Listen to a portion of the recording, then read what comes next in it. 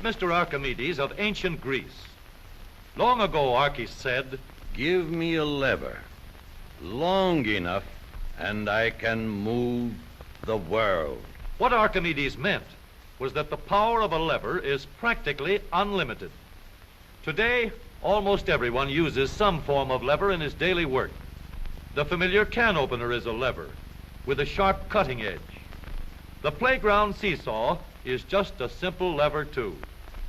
It takes a lot of force to start a freight car moving, yet the railroad man can start the heaviest freight cars easily with a pinch bar, a powerful lever which turns the wheel. Tough luck, old boy. Here's a place where a lever comes in mighty handy. Let's take the simplest kind of lever, a rigid bar working on a fixed support called a fulcrum. One end of this lever is twice as long as the other. Let's put a 10-pound weight on this end, and now we'll put half as much weight on this end. 5 pounds, balance 10.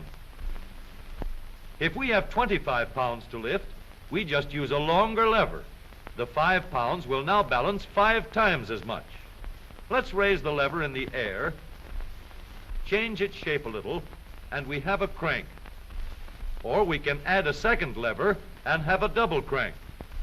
Now the short arm moves 1/4 the distance, but we get 4 times the force. If we want continuous motion, we need more arms. Now we have levers that turn. The larger paddle wheel makes fewer turns, but it delivers more force. A paddle wheel is nothing but a never-ending series of levers. We can make the wheels stronger and lessen friction where the wheels touch each other by rounding off the edges and shaping them into teeth that will slide in and out smoothly. Now, the power flows smoothly and continuously through spinning leverage of gear wheels. Gears are made in many kinds and many sizes. Little gears, big gears, worm gears, bevel gears, and even lopsided gears. Over 100 million gears are spinning over the roads in the transmissions of our automobiles.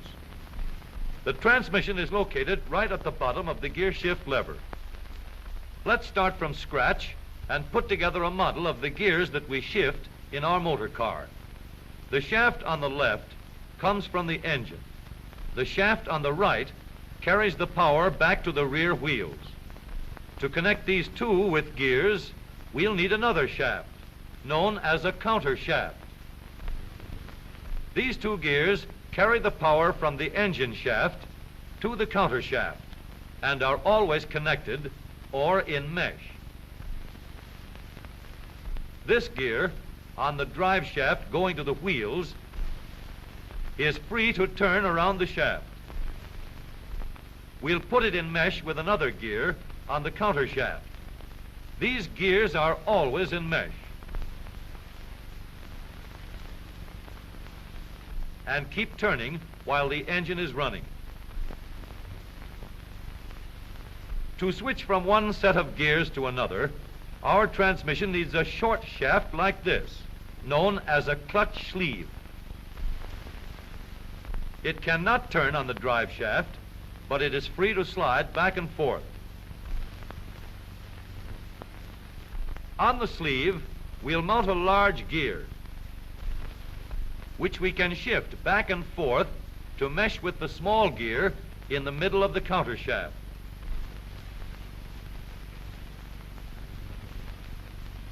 We are now in neutral. The gears that are always in mesh are turning over with the engine, but the shaft to the rear wheels is standing still. A 3,000-pound automobile takes a lot of force to start. So in low speed, we get the greatest leverage by letting the smallest gear on the counter shaft turn the largest gear on the drive shaft. The engine on this model is running at a constant speed of 90 revolutions a minute. With low gears in mesh, the rear wheel is turning at 30 revolutions a minute, about a third the speed of the engine, but with 3 times the force. The power is going through these gears in the transmission.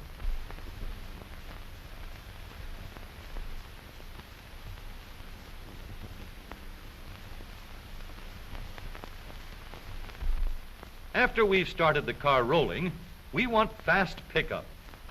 So we shift into second by sliding the sleeve backward to mesh with this gear on the shaft to the rear wheels.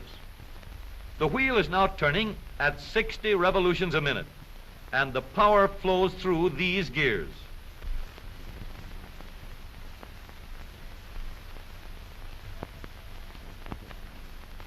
For higher speeds, we let the power go directly to the rear wheels.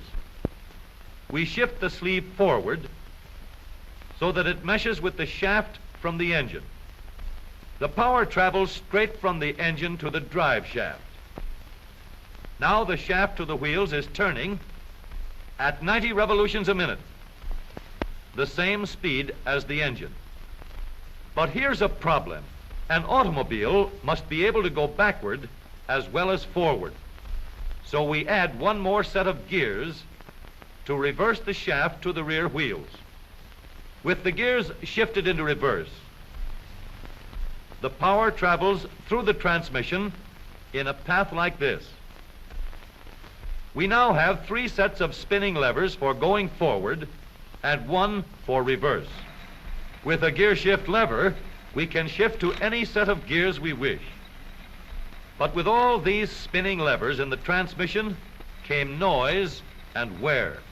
Experts could shift gears quietly by careful timing of the gear shift and the engine speeds, but most of us made plenty of noise until new engineering developments made possible the long series of improvements that followed. When we shifted gears, we got a clash because the gears were not running at the same speed. In other words, not synchronized. So engineers set to work to develop a synchronizer. The synchronizer works like a cork twisted into the top of a bottle. The cork will turn until it is so tight that the bottle turns with it. Synchro mesh works the same way. When we shift into second or high, the synchronizer brings the gears to the same speed before they come together. The drums won't let the gears shift unless they are turning at the same speed. When the gears come together, there is no clash, and the shift is made quietly and easily. In the transmission of the up-to-date automobile, we have a powerful low gear to give us a strong spinning leverage in starting. A fast-turning motor must set the weight of the car in motion. In second speed, we can change leverage to get going fast at the same engine speed. With the leverage of third gear, power goes directly to the rear wheels, and we can go as fast as we want.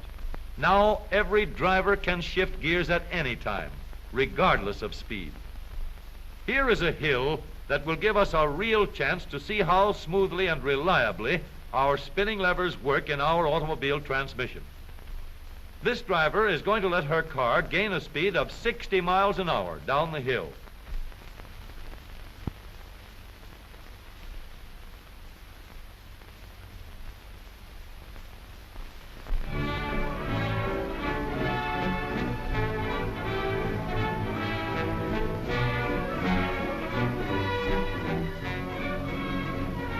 Then she will shift into second speed and bring her car easily and safely under control before it reaches the bottom of the hill.